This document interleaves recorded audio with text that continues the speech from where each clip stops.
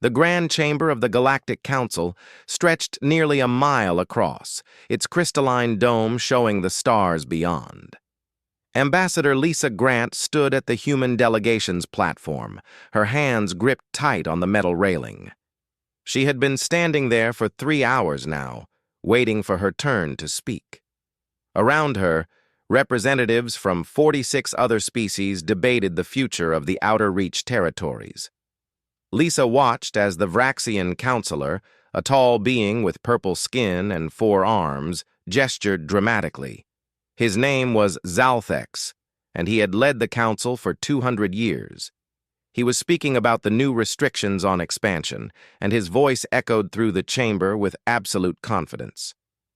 "The younger species must learn patience," Zalfex said, looking directly at Lisa. "They must understand that we who have traveled the stars for millennia know what is best. The Outer Reach is dangerous, unstable, not suitable for hasty colonization." Lisa felt her jaw tighten. Hasty? Humans had spent 5 years surveying those territories. They had followed every protocol, filled out every form, attended every required meeting. 3 human colonies were already thriving there, home to 15,000 people who had left Earth to start new lives among the stars.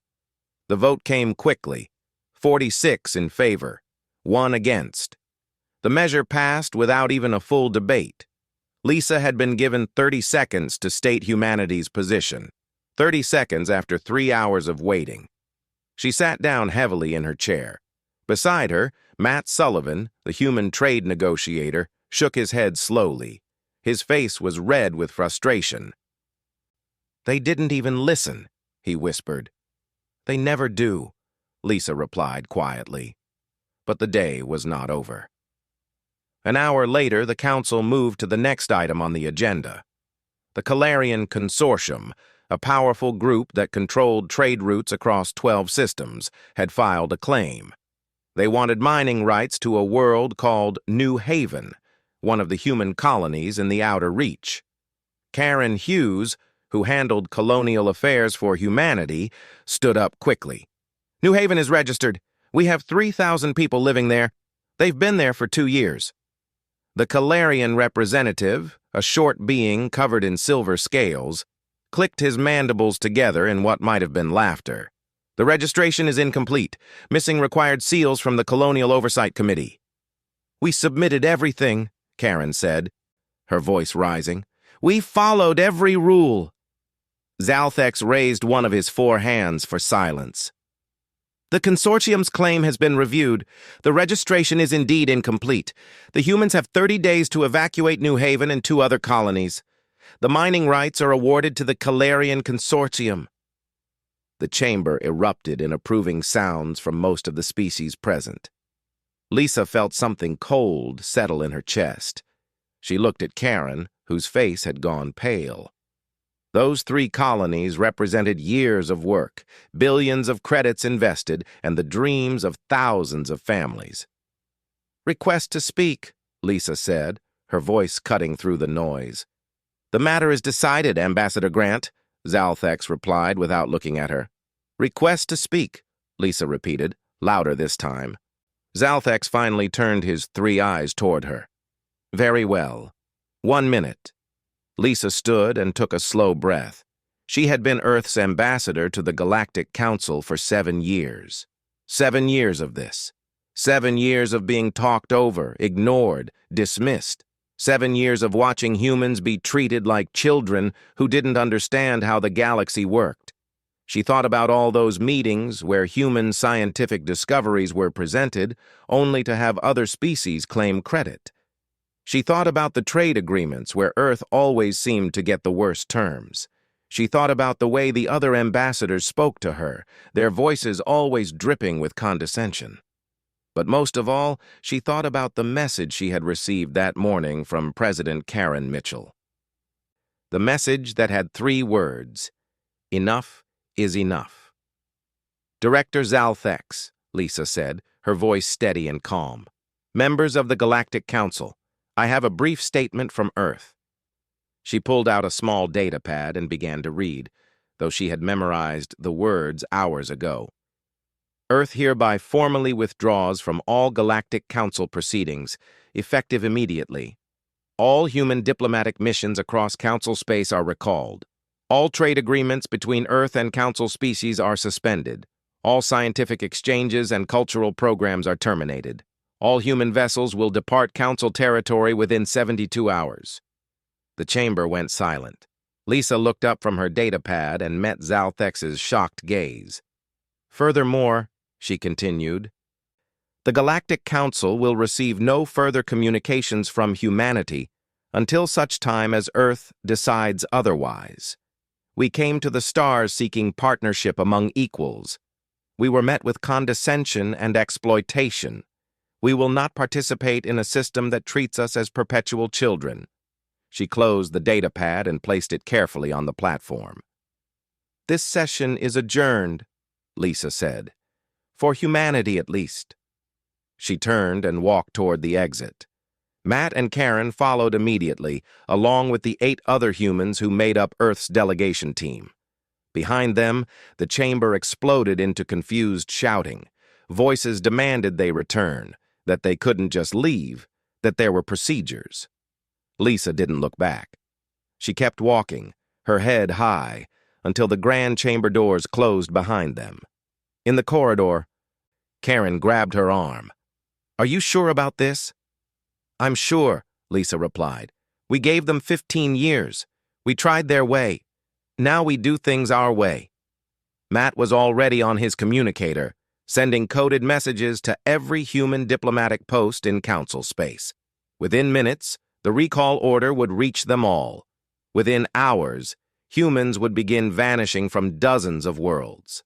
As they walked toward their ship, Lisa felt something she hadn't felt in years. Not anger, not frustration, something else, relief. The Galactic Council had made their choice clear. They didn't want partners, they wanted subjects. Humanity was done being either. Director Zalfex sat in his private chamber, watching the data streams with growing confusion. It had been 2 months since the humans walked out, and he had expected them to come crawling back within weeks. Instead, something strange was happening. Every human embassy across Council space stood empty. The buildings were clean, systems shut down properly, but completely abandoned. Human merchant ships no longer traveled the major trade routes. The humans who had lived and worked on various Council worlds had all departed, leaving behind nothing but polite notices of departure. They'll realize their mistake, Zalfex said to his aide, a young Vraxian who had served him for 30 years. Without Council trade, without Council protection, they'll struggle. Give them another month. But the aide looked uncertain. Director, the reports from our intelligence network are concerning. The humans haven't stopped trading. They've simply redirected everything. Zalfex waved a hand dismissively. To where? There's nothing beyond Council space but empty systems and primitive species. That's what troubles me, Director. We don't know where they're trading. We just know their economy hasn't collapsed. In fact, some of our analysts believe it's actually growing. Across the Council chambers, other species were beginning to worry for different reasons. The Mekon, a peaceful species known for their textiles, had built a thriving trade relationship with humans. Ambassador Drell of the Mekon delegation stood in his office, looking at empty shelves where human-made goods once sat. Have you heard anything from your human contacts? His assistant asked. Drell shook his head sadly. I've sent 20 messages to Captain Jake Morrison. He was a good friend. We used to have lunch every week and discuss our cultures. Now, nothing. Not even a polite refusal. Just silence. Perhaps they're just angry. They'll cool down eventually. I don't think so, Drell said quietly. He had been studying human history since they joined the Council. He knew something the others didn't seem to understand. Humans didn't forget easily, and when they made a decision, they committed to it completely. On Earth's orbital station, Freedom, Commander Ryan Torres monitored the long-range sensors. His job was to track all movement near human territory, and lately there had been a lot of activity. Council scout ships kept appearing at the edge of the Sol system, watching, observing, but never approaching. Another one just jumped in, his sensor officer said. Same pattern as before. They're staying just outside the boundary. Let them watch, Ryan said with a slight smile. They're finally starting to realize they might have made a mistake. Below him, on Earth, the changes were even more dramatic. Nicole Chen, Director of Intelligence Services, sat in a meeting with the President and military commanders. Holographic displays showed star maps with new routes marked in blue. Our new trade network is functioning ahead of schedule, Nicole reported. 17 independent species have signed trade agreements with us, species that were either never part of the Council or were marginalized by it. President Karen Mitchell leaned forward. And the colonies? Thriving. Without Council restrictions, they've expanded faster than projected. New Haven's population has doubled. The mining operations that the Calarians wanted? Our people found deposits 3 times larger than Council surveys indicated. Strange how their surveys were so inaccurate. Not strange, the President said coldly. Deliberate. They wanted us to give up valuable territory. That's our assessment as well, Nicole agreed. We've been going through 15 years of Council records. The pattern is clear. Every time we found something valuable, the Council found a way to either take it or restrict our access to it. A military commander spoke up. And our defensive preparations? Complete. The shipyards are running at full capacity. Every colony has defensive platforms. Every major human world has a fleet assigned. If the Council decides to get aggressive, they'll find we're much better prepared than they thought. 3 months after the walkout, the Council finally sent an exploration ship to check on the disputed colonies. The ship, commanded by a Vraxian captain named Thar, had specific orders to assess human compliance with the evacuation order. When they arrived at New Haven, Thar couldn't believe what his sensors showed. The colony hadn't been evacuated. Instead, it had grown massively. What had been a small settlement was now a sprawling city. Dozens of ships moved in orbit. Mining facilities dotted the surface. The planet looked like it had been developed for decades, not just 2 years. "Hail them," Thar ordered. His communications officer tried several times before shaking his head. "No response, Captain. They're not answering any standard Council frequencies." Then a message appeared on their screen, text only, cold and automated. "You are in human territory. Depart immediately." Thar felt his skin prickle with anger. "Tell them we are here on Council authority. The Calarian Consortium holds the legal mining rights to this world." His communications officer sent the message. For a long moment, nothing happened. Then the same automated response appeared again. "You are in human territory. Depart immediately." "This is outrageous," Thar muttered. He was about to order his weapons officer to prepare a warning shot when his tactical officer spoke urgently. "Captain, I'm reading weapons locks. Multiple platforms have targeted us, ship-based weapons as well, at least 20 different targeting systems." Thar looked at his screens. The humans had them completely surrounded. How had they done it without his sensors detecting them earlier? His ship was a Council military vessel, equipped with the best detection systems available. "No hostile moves," Thar said quickly. "Helm, take us back across the border. Full reverse."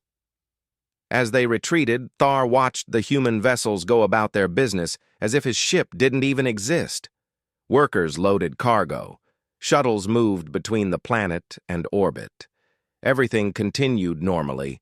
The humans hadn't threatened them or even spoken to them beyond that automated message. Somehow, that was more disturbing than any threat could have been. The Council simply didn't matter to them anymore. Back at the Council station, Thar delivered his report to Director Zalfex. The director listened with growing disbelief. "They ignored a direct Council order?" "It was worse than that, Director," Thar said quietly. "They didn't acknowledge our existence at all. To them, the Council no longer exists." 6 months had passed since humanity's departure from the Council, and the economic problems were becoming impossible to ignore. In the council chambers, representatives from 24 species argued loudly about food shortages, missing medical supplies, and failing trade routes. The Calarian representative stood at his platform, his silver scales looking dull in the light. The mining operation on New Haven is worthless without human extraction technology. We've lost billions of credits. The council must take action. Take action? Shouted a delegate from the Taurian species. My people are dying from the red fever. Dr. Amy Wallace was training our medical staff in the cure. She left, and now we can't replicate the treatment. Hundreds have died. Another voice joined in. Human agricultural methods increased our crop yields by 40%. Without their technical support, we're facing famine. Director Zalfex raised his hands for silence, but the arguing continued. He had never seen the council in such chaos. For 3,000 years, the council had maintained order and prosperity. Now, barely 6 months without humans, and everything was falling apart. What disturbed him most was the intelligence reports sitting on his desk, reports about human military capabilities that shocked him. For years, he had dismissed humans as technologically inferior.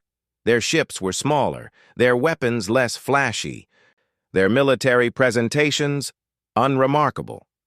But Commander Chris Hendricks, who led Earth's defensive fleet, had apparently been very good at hiding the truth.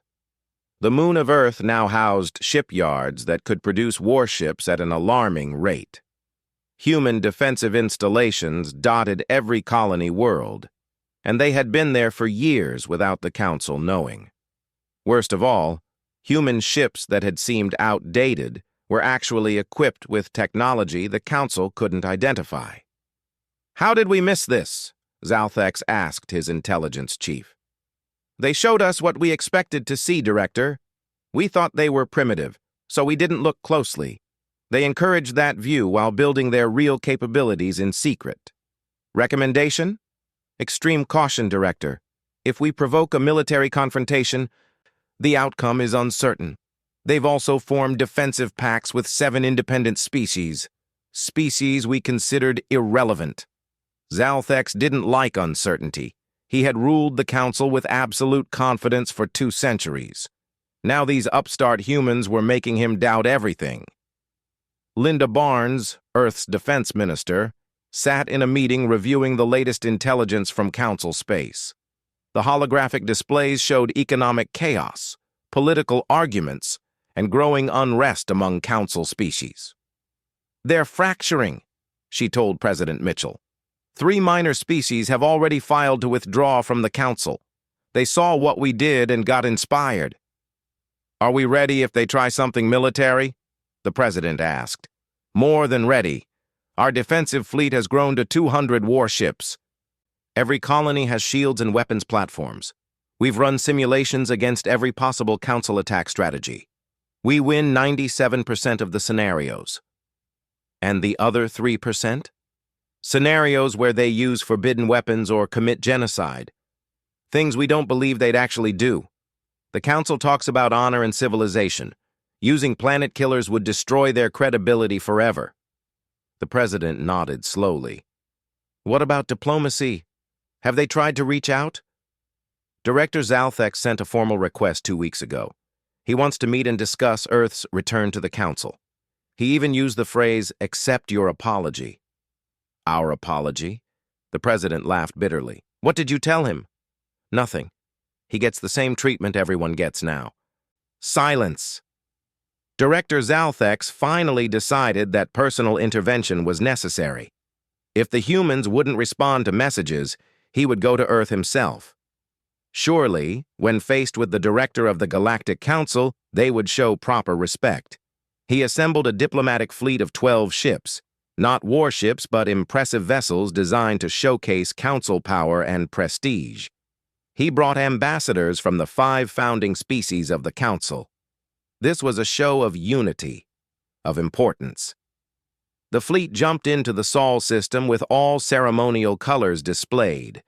Zalfex expected greeting ships, ceremonies, perhaps some groveling from the human leadership. Instead, they were met by a single human warship. The vessel was sleek and dark, bristling with weapons. It simply appeared in front of them, having apparently been hiding. How had it avoided their sensors? Commander Hendrix's face appeared on their view screen. He wore a simple gray uniform without any decorations. His expression was completely neutral. Director Zalfex, Earth has no business with the Galactic Council. Your vessels have 1 hour to depart the Sol system. This is not a negotiation. Zalfex felt his 3 eyes widen in shock. You dare speak to me this way? I am the director of the Council. I demand an audience with your planetary leaders. 59 minutes remaining, Hendrix replied, his voice showing no emotion at all. This is outrageous. I came here in peace, to offer you a chance to return to civilized space. 58 minutes. Young man, do you understand who you're speaking to? I have led the Council for 200 years. I have maintained peace across 47 species. I am offering your people a great honor by coming here personally. Hendrix's expression didn't change. 57 minutes. Director, I recommend you use that time to begin your departure. If you're still in this system when the hour expires, you will be escorted out. That escort will not be gentle. Behind Hendrix, Zalfex could see the tactical displays. More human ships were appearing on sensors, dozens of them, all around his diplomatic fleet. When had they gotten there? One of the ambassador's aides spoke urgently. Director, our sensors show weapons locks, multiple targeting solutions on every ship in our fleet. Zalfex felt something he hadn't experienced in centuries. Fear. These humans weren't bluffing. They weren't posturing. They had tracked his fleet the moment it entered the system, surrounded it with military vessels, and were calmly counting down to forced removal. We're leaving, Zalfex said, his voice rough. Helm, take us out of the system. On the view screen, Hendrix nodded once. Good decision, Director. The Sol system is closed to Council vessels until further notice. Do not return. The screen went dark. Zalfex's fleet turned and jumped away, retreating in disorder.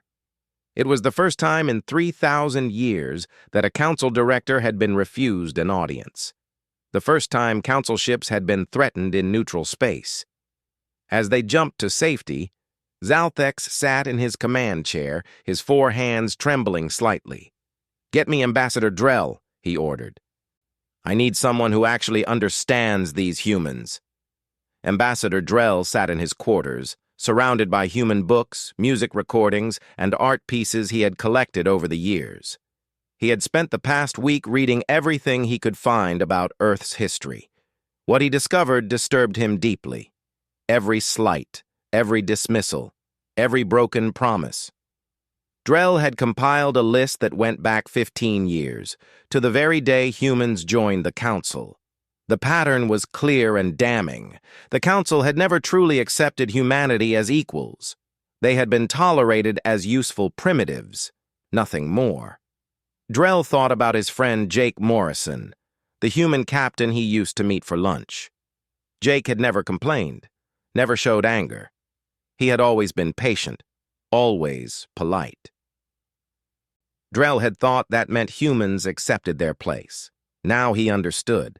Jake had been documenting everything, watching, learning, waiting. We did this to ourselves, Drell muttered to his empty room. His thoughts were interrupted by an urgent message from the Council Military Command. The Calarian Consortium had assembled a military fleet. They were heading toward the human colony of New Montana to enforce their mining claim by force.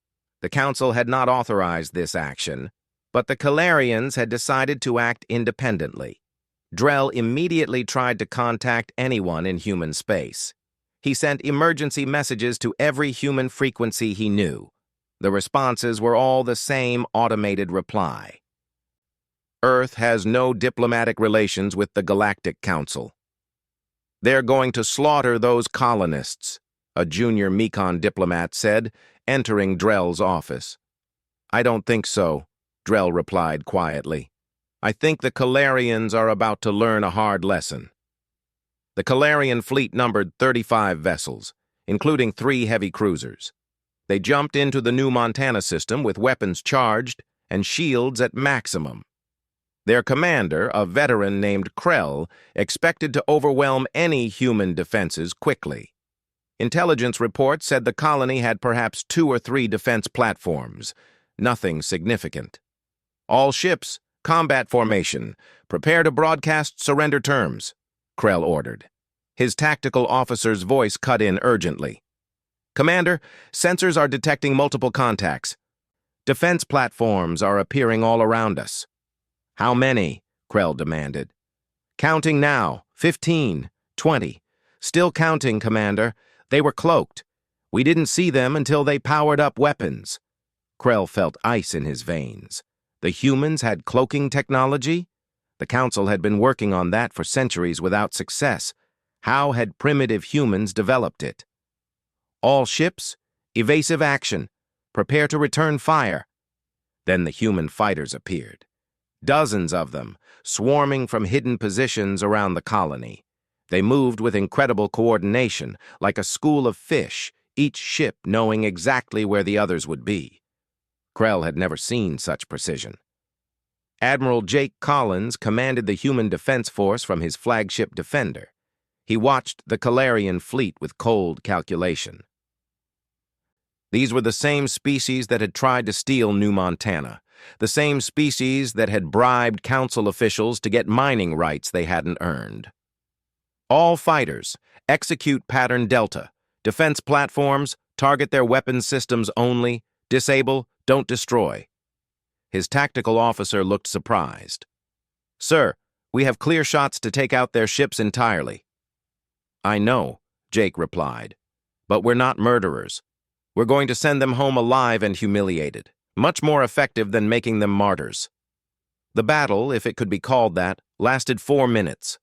Human fighters weaved through the Calarian formation, targeting weapons and propulsion systems with surgical accuracy. Defense platforms hit shield generators with precisely calculated strikes. The Calarian flagship tried to maneuver, but 2 human corvettes appeared on either side, bracketing it perfectly. Sir, their flagship's weapons are offline, the weapons officer reported. Shields down to 20%. Jake opened a channel to the Calarian commander. Commander Krell, this is Admiral Collins of the Earth Defense Force. Power down your weapons and prepare to receive boarding parties. On the Calarian flagship, Krell stared at his displays in shock. His entire fleet had been disabled in under 5 minutes. His shields were failing. His weapons were offline, and worst of all, his ships were surrounded by human fighters that could have destroyed them easily, but had chosen not to. How? He whispered. How did you do this?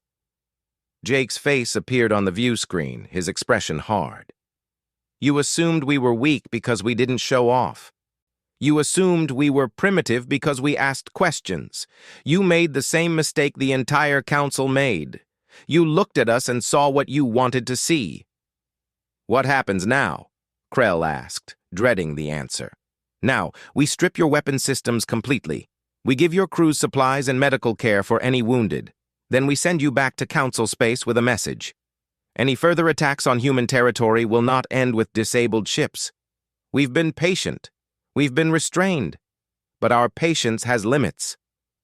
Over the next 6 hours, human Marines boarded every Calarian ship. They removed weapons, took targeting computers, and left the vessels capable of only basic flight. The human medics treated 14 wounded Calarians, even though the humans had suffered no casualties themselves. When the fleet was ready to depart, Jake sent them off with a simple message broadcast to all of Council space. The colony of New Montana is under Earth's protection. All human worlds are under Earth's protection. We will not attack Council space, but we will defend our territory with overwhelming force. This is your only warning. The recording of the battle spread across the galactic network within hours. Military analysts from every council species watched in stunned silence. The humans had been holding back. All those years of military demonstrations, all those war games where they performed adequately but not impressively, had been an act. They had been hiding their true capabilities the entire time. Nicole Chen sat in intelligence headquarters on Earth, watching the reactions pour in from across Council space. Her team had intercepted thousands of communications, and the panic was growing. "The Council Military Command is in emergency session," one analyst reported. "They're trying to calculate how they could fight humanity if it came to war." "What's their conclusion?" Nicole asked. "They can't win, not without massive casualties, maybe not at all. Human ships are faster, more agile, and have better targeting systems. Human fighters coordinate in ways their AI can't match. And we have technology they don't understand. Like those cloaking platforms." Secretary of Defense Gary Price entered the room. "The President wants to know if we're ready for the next phase." Nicole nodded. "Release the document.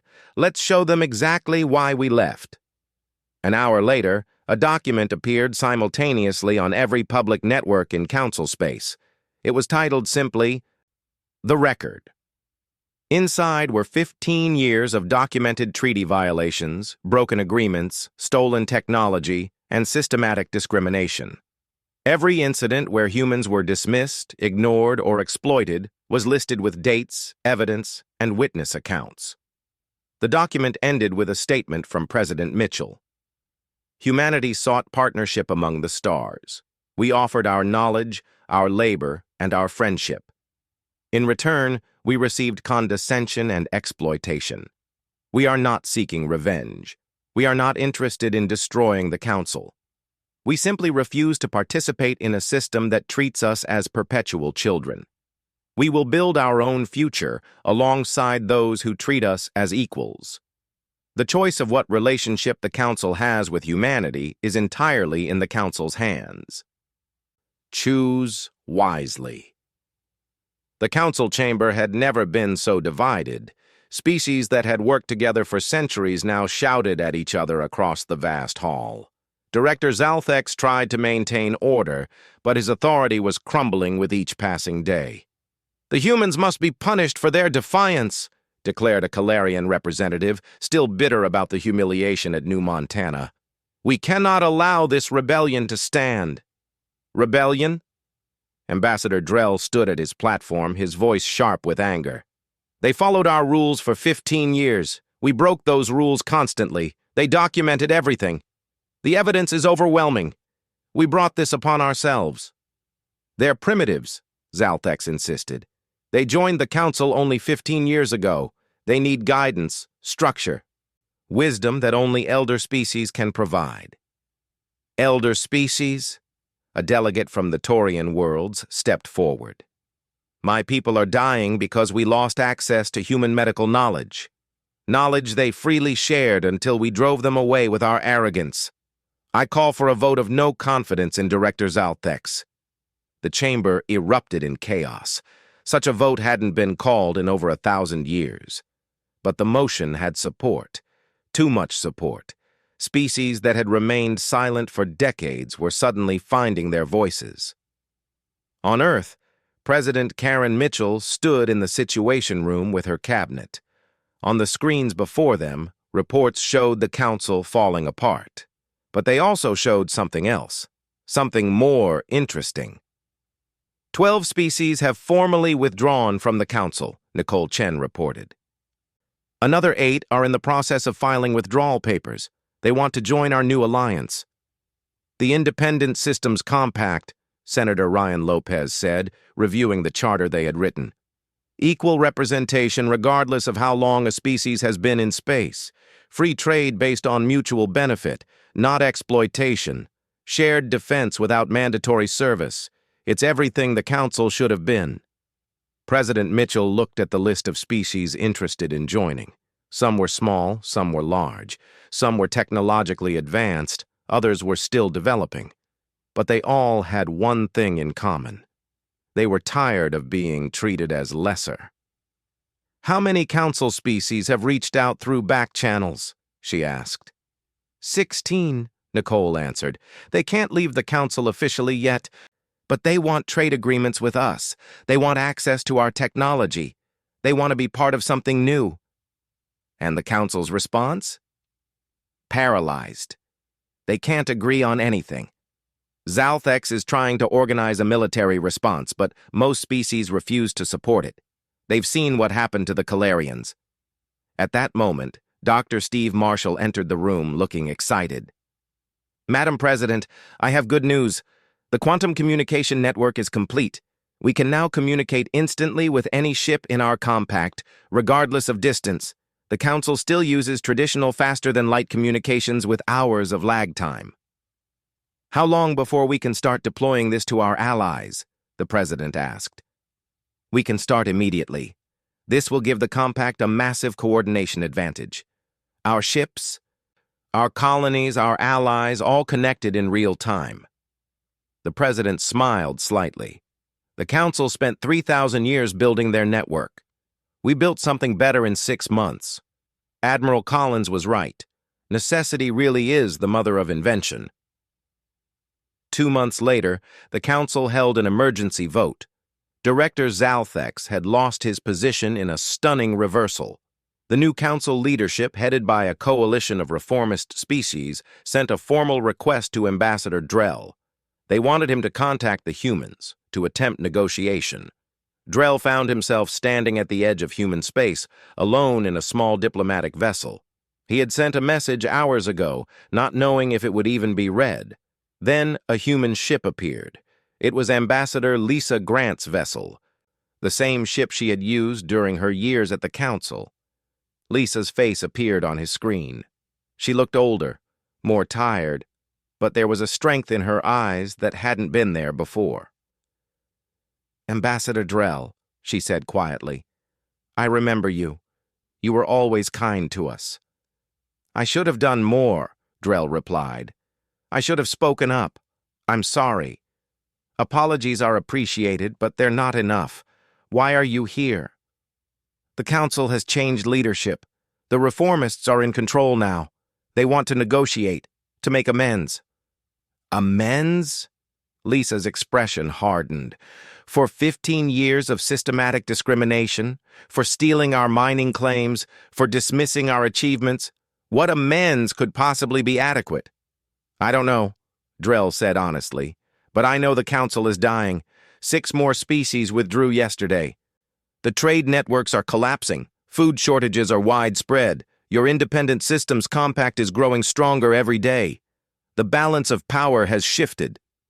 So the Council wants to negotiate because they're desperate, not because they've learned anything.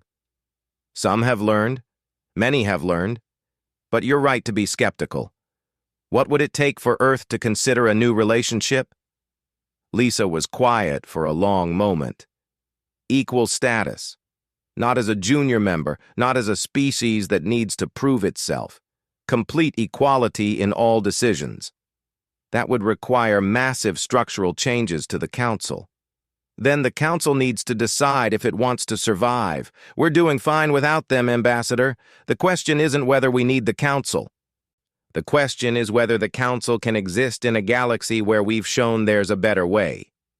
Drell nodded slowly. I'll deliver your message. But Lisa, I need to know. Is there any path back? Any possibility of reconciliation? Lisa looked at him for a long time. Maybe. But it starts with the Council admitting they were wrong. Not just saying sorry, but actually changing how they operate. Treating all species as equals, not just in words, but in actions. Can they do that? I don't know, Drell admitted, but I'll try to make them understand. The alternative is watching the Council collapse entirely. After Drell left, Lisa sat in her command chair, thinking. Captain Jake Morrison, who had been listening to the conversation, spoke up. Do you think they'll actually change? Some will. Some won't. But that's not our problem anymore. We've built something better. The Independent Systems Compact has 23 members now. Real members, not junior partners. We have the best technology, the strongest military, and the fastest-growing economy in this sector of space. So why negotiate at all? Because some species in the Council deserve better. Species like the Mekon. They were trapped in a bad system, just like we were. If the Council reforms, those species benefit. If it doesn't, they'll join us eventually. Either way, humanity wins. Jake smiled. We really did it, didn't we? We walked away and built our own future. We did. And we did it without becoming conquerors or isolationists. We're not the Council. We're not going to force anyone to join us or exclude anyone who wants to. We're just going to keep building something worth being part of. On the Council station, Drell delivered Lisa's message to the new leadership. The debate that followed lasted 3 days. In the end, a majority voted to begin serious reforms: equal representation, fair trade, respect for all species regardless of age. It would take years to implement. Some species would leave rather than accept equality. But for the first time in 3,000 years, the Council was changing. And across the galaxy, humanity continued to grow, explore, and build. They had learned an important lesson. Sometimes, the most powerful thing you can do is walk away from a bad situation and create something better. They had trembled the Council not through war, but through the simple act of refusing to accept disrespect. In her office on Earth, President Mitchell looked at the latest reports. The compact was thriving. Human colonies were expanding. Trade was booming. And most importantly, they were doing it all as equals among friends, not subjects under masters. She smiled and filed the reports away. Tomorrow would bring new challenges, new opportunities. But for tonight, she could rest knowing that humanity had found its place among the stars. Not the place others had assigned them, but the place they had claimed for themselves.